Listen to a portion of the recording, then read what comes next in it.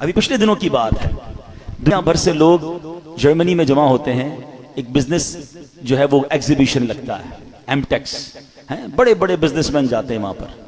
اس بار اتفاقاً مجھے بھی جانے کا موقع ملا۔ ہماری نیت بزنس کی نہیں تھی، ہم الحمدللہ یہ نیت لے کر گئے تھے کہ جب دنیا بھر کے بزنس کمیونٹی کے لوگ جمع ہو رہے ہیں تو کیوں نہ ہم، ویسے ہی جرمنی میں دعوت اسلامی کا بڑا کام ہے، تو ہم نے سوچا کہ ہم اپنا دعوت اسلامی کا کام بھی دیکھ لیں گے اور اس ایگزیبیشن میں جا کر بھی اسلام کی دعوت، نیکی کی دعوت اور لوگوں کو اللہ رسول کی بات پہنچائیں گے۔ میرے بہت اچھے وہ دوست بھی تھے، بہت، اگر وہ آج حیات ہوتے تو آج ہمارے اجتماع میں ہوتے، وہ اس مسجد میں بھی اجتماع میں آتے تھے۔ اتنا ہماری، یعنی سمجھ لیں ہماری اس فیملی کا حصہ تھے وہ، ٹھیک ہے نا۔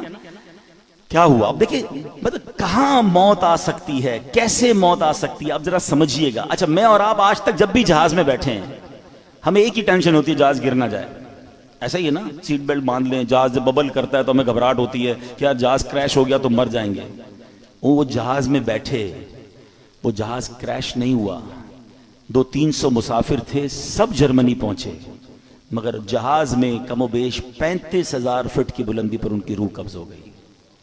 وہ جہاز میں تھے، میں جرمنی ایئرپورٹ پہ لینڈ ہوا، مجھے میسج آیا، مجھے یقین نہیں آیا۔ میں نے کہا یار، اچھا میسج بھی بڑا عجیب تھا کہ فلاں بھائی کا جہاز میں انتقال ہو گیا اور ابھی کچھ گھنٹوں بعد جرمنی فلائٹ اترے گی۔ میں نے کہا یار جہاز میں انتقال ہوا ہے تو خبر کیسے باہر آ گئی؟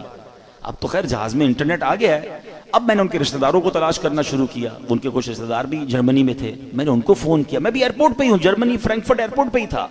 جہاز سے اترا، مجھے میسج آیا، مجھے یقین نہیں آیا کیونکہ مجھے یہ پتا تھا کہ یہ سارے آ رہے ہیں جرمنی۔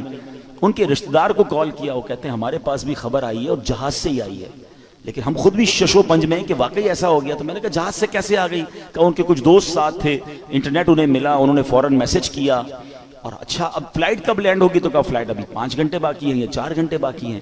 میں بھی انتظار کرتا رہا، بار بار ہم فون پہ رابطے میں رہے، اور جیسے ہی جہاز لینڈ ہوا تو یہ خبر پکی تھی کہ دبئی سے جب جہاز اڑا کچھ گھنٹوں، 1 یا 2 گھنٹے بعد ان کی طبیعت بگڑی۔ جہاز میں جو بھی فرسٹ ایڈ دیا جا سکتا تھا دینے کی کوشش کی گئی، مگر ان کا وقت پورا ہو گیا۔ نماز پڑھ کر دبئی ایئرپورٹ پہ بتایا، انہوں نے وضو کیا، اسلامی اپنے دوستوں کو کہا چلو یار نماز پڑھ لیں، انہوں نے نماز پڑھی۔ ماشاءاللہ نیک آدمی تھے، نمازی آدمی تھے، ہماری محفل و اجتماعات میں آتے تھے، اور جہاز کے اندر ان کا انتقال ہو۔ اللہ پاک ان کی مغفرت فرمائے، ان کے درجات بلند فرمائے، جنت الفردوس میں اعلیٰ مقام عطا فرمائے۔ بہرحال الحمدللہ وہاں دعوت اسلامی کا نیٹ ورک تھا، وہاں پر ان کو ماشاءاللہ غسل بھی سنت کے مطابق دیا گیا۔ اللہ کی رحمت سے نگران شورا وہاں موجود تھے، انہوں نے جنازہ پڑھایا، دنیا بھر کے بزنس کمیونٹی کے لوگوں نے جنازے میں شرکت، دعوت اسلامی کا مرکز فرینکفرٹ فیضان مدینہ میں یہ سب ہوا۔ مطلب یوں دیکھا جائے تو آخری جو فیونرل تھا یا آخری جو ان کے جو رسمیں تھی وہ تو بہترین ہو گئی، لیکن ہم سب کو وہ ایک پیغام دے کر گئے، جگہ جی لگانے کی دنیا نہیں ہے، یہ عبرت کی جا ہے تماشا نہیں۔ اب بھی اگر مجھے اور آپ کو احساس نہیں ہوگا کہ میں کبھی بھی مر سکتا ہوں، یعنی پلان اتنے سارے کرنے والا کیوں نہیں سوچتا آگاہ اپنی موت سے کوئی بشر نہیں، سامان 100 برس کا ہے، پل کی خبر نہیں۔